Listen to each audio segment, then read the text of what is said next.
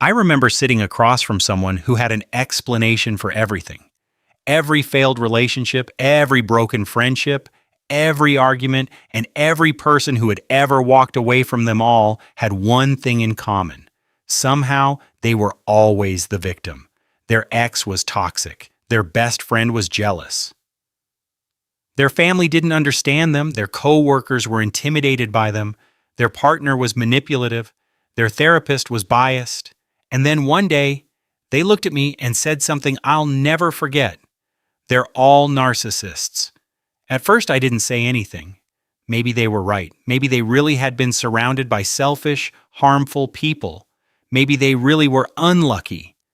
Maybe they really did keep meeting the same kind of person over and over again. But the longer I listened, the more something felt strange.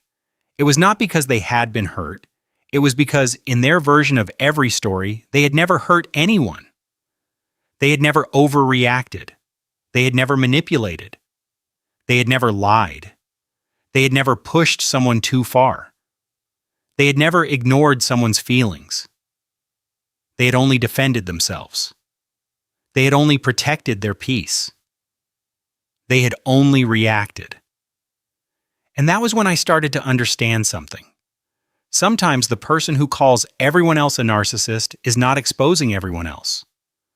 Sometimes they are hiding from themselves. Once I saw this pattern, I could not unsee it. It did not usually begin with obvious cruelty. It began with a story. A story where they were always misunderstood. A story where they were always betrayed.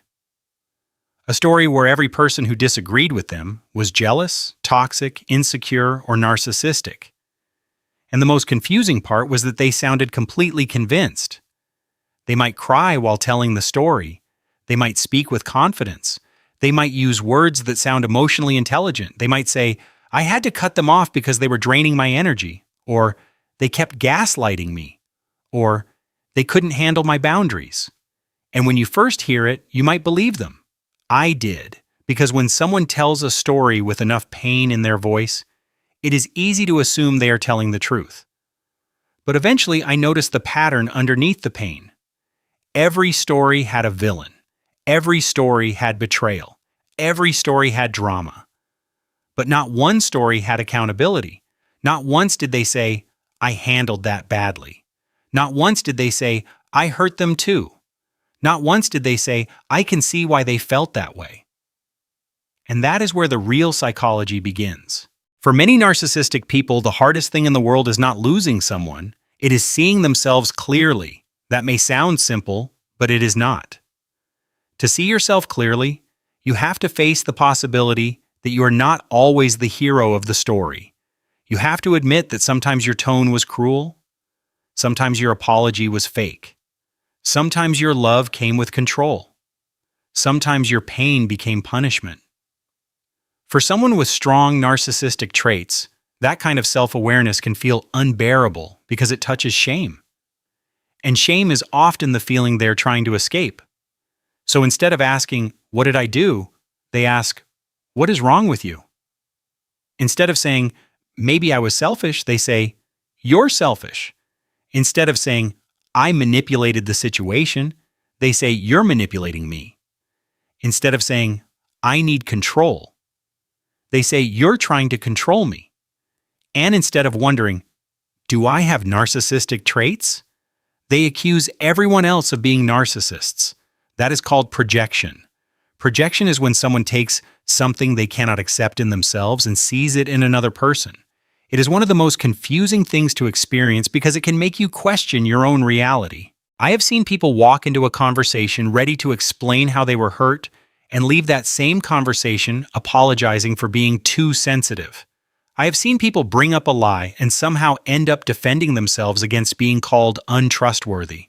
I have seen people ask for respect and get accused of being controlling. That is the trap. The conversation starts with their behavior, but it ends with your character on trial. If you are empathetic, reflective, or used to taking responsibility, you might actually stop and wonder, "Wait, am I the narcissist?" That question can haunt people because the person accusing you often sounds so sure. But here is something I had to learn. A person who is genuinely worried about being narcissistic usually reflects. They question themselves. They feel concern about how they affect others. They may feel guilt. They may want to understand. A narcissistic person usually does something different. They accuse. They attack. They reverse the blame. They make your pain about their innocence.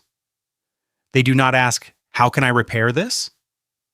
They ask, "How dare you make me feel bad?" That difference matters because one person is trying to grow, while the other is trying to win. I remember once trying to explain to someone how their words had hurt me. I chose my words carefully. I stayed calm. I tried not to blame. I simply said, "When you said that, it really affected me." Before I could even finish, they interrupted me and said, "Wow, so now I'm the bad guy." Then they said I was twisting things. Then they said I was attacking them. Then they said I always made everything about myself. Within minutes, I was no longer talking about what they had done. I was defending my tone, my timing, my intentions, my memory, and my character. By the end of the conversation, I felt exhausted and confused. I had walked in with a feeling, but I walked out with guilt. That is how powerful this pattern can be. When someone cannot tolerate accountability, they can make accountability feel like abuse. They can turn your boundary into betrayal, your honesty into cruelty, your silence into manipulation, your independence into selfishness, your healing into an attack on them. So when you finally stop explaining, stop chasing, and stop apologizing just to keep the peace, they may suddenly decide that you are the narcissist. Not because you became one, but because you stopped being useful to their version of the story. In their story, there are only two roles. You are either supporting their identity or you are threatening it. There is no middle ground. That is why narcissistic people often rewrite history. They do not simply remember things differently.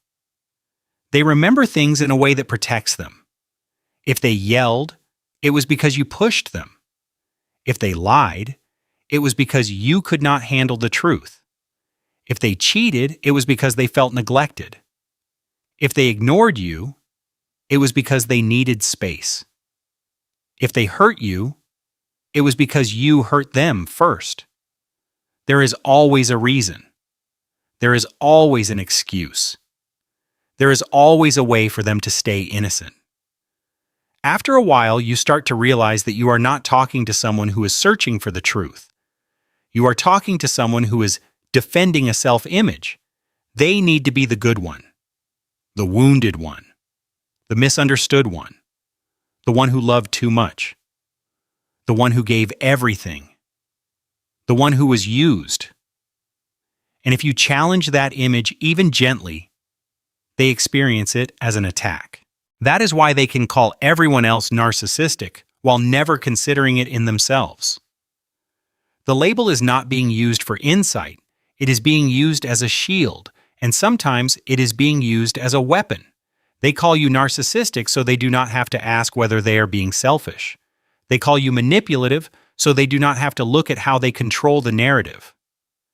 They call you abusive so they do not have to face the damage they caused. The more psychological language they learn, the more convincing this can become.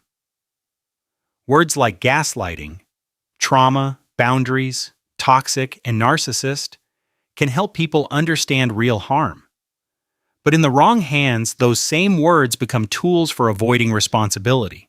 A narcissistic person can say, "I'm setting boundaries," when what they are really doing is punishing you. They can say, "You're gaslighting me," when what you are doing is remembering accurately. They can say, "I'm protecting my peace," when what they mean is, "I refuse to be questioned." That is why you have to listen beyond the words. Do not just listen to what they call people. Listen to how they talk about conflict. Do they ever admit fault? Do they ever show remorse without turning it into self-pity? Do they ever repair what they broke? Do they ever say, "I understand why you felt that way"? Or do they only collect evidence against everyone who has ever confronted them? There is a difference between someone who has been hurt and someone who uses hurt as a permanent excuse to hurt others. There is a difference between boundaries and control. There is a difference between being misunderstood and refusing to understand anyone else. And there is a difference between calling out narcissism and projecting it. The moment I understood that, I stopped arguing with the accusation. I stopped trying to prove I was not selfish. I stopped trying to prove I was not toxic. I stopped trying to prove I was not the villain in a story written by someone who needed me to be one. Because sometimes defending yourself against a false narrative only keeps you trapped inside it. Sometimes the most powerful thing you can do is step back and look at the pattern. Not just one argument, not just one bad day, not just one emotional reaction. The pattern. Are they always betrayed, always misunderstood, always the victim, always surrounded by narcissists, always forced to do hurtful things because someone else made them, always sorry only after there are consequences, always changing the subject when accountability appears? That pattern tells you more than their words ever will. The person who constantly points at everyone else may not have the clearest vision. They may just be terrified of the mirror. Because the mirror would show them the one thing they have spent years avoiding, that they are not always the victim, that their pain does not erase their behavior, and that their wounds do not excuse the wounds they create. Sometimes the narcissist in the room is not the person being accused. Sometimes it is the person who cannot stop accusing everyone else.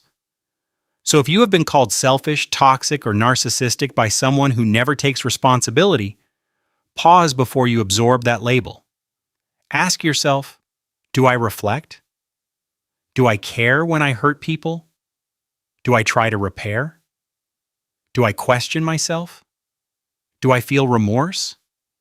Do I make room for other people's feelings, even when it is uncomfortable? Because if the answer is yes, then you may not be the narcissist. You may just be standing too close to someone who keeps handing you their reflection. And once you realize that, you can finally stop carrying what was never yours.